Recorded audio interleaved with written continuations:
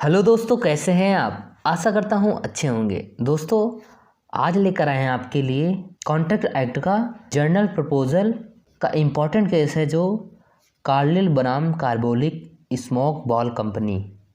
दोस्तों, यह काफ़ी इम्पॉर्टेंट केस है, तो इसको अच्छे से पढ़ेंगे और अच्छे से समझेंगे कि आखिर क्या हुआ था इस केस में। तो चलिए दोस्तों, स्टार्ट करते हैं।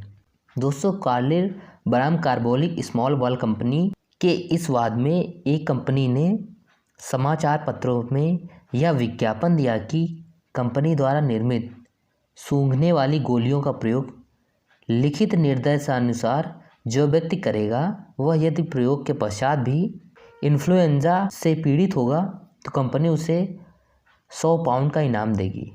कंपनी द्वारा इनाम की निश्चितता के लिए 100 पाउंड रिलायंस बैंक में जमा कर दिया गया था। दोस्तों देखो, जनरली कंपनी प्रचार कराती हैं, ठीक है, जो समाचार पत्र निकलते हैं, आप जैसे देखते भी होंगे, प्रचार कराती रहती हैं। तो ऐसे ही एक कंपनी थी जिसने समाचार पत्रों में यह प्रचार कराया कि उनके द्वारा एक निर्मित सूंघने वाली गोली थी जो एक इन्फ्लुएंजा नाम की बीमारी को हटाती थी या ख़त्म करती थी।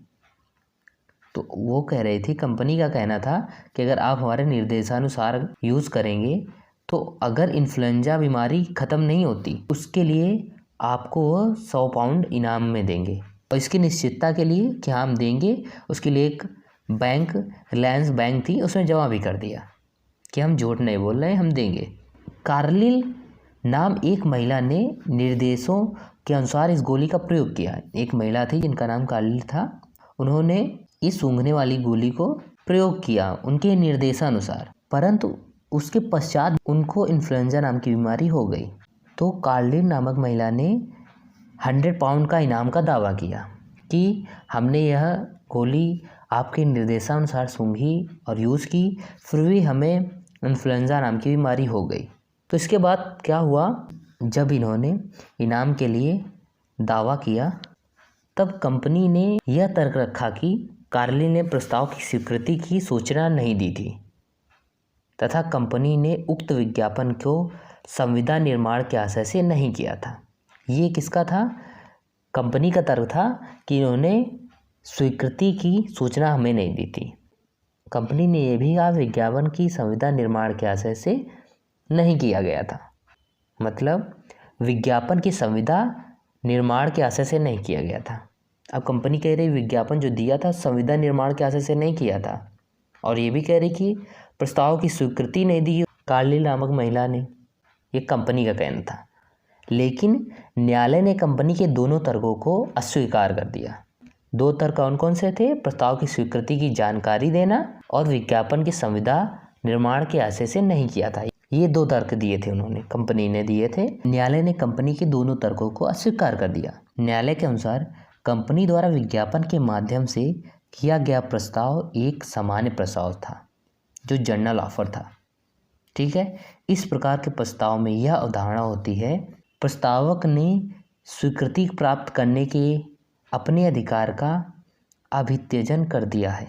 प्रस्तावक जो होता है, जो देता है प्रस्ताव, उसने अपने अधिकार को अभित्यजन कर दिया है। अगर जनरल प्रस्ताव उन्होंने दिया है तो स्वीकृति दे दी है पहले ही। न्यायालय ने दूसरे तर्क को स्वीकार करते हुए कहा कि कंपनी द्वारा रिलायंस बैंक में 100 पाउंड जमा करना इस बात का प्रमाण है कि कंपनी द्वारा प्रस्ताव पूर्ण गंभीरता के साथ किया गया था, क्योंकि कंपनी ने ये कहा था कि अगर किसी को ये बीमारी हो जाती है मेरी दवा के यूज के बाद, तो मैं उसको 100 पाउंड दूंगा। उसके लिए उन्होंने रिलायंस बैंक थी, उसमें जमा भी कर दिया था। तो यहाँ साफ साफ दिख रहा है कि उनका आशय है कि अगर कोई निर्देश के अनुसार करेगा तो अगर उनको हो जाती है बीमारी तो मैं उनको 100 पाउंड दूंगा। कोर्ट का भी कहना था कि उनका प्रस्ताव पूर्ण गंभीरता के साथ किया गया था। तो दोस्तों, आप समझ गए होंगे इस केस के बारे में, आखिर केस का क्या जजमेंट था।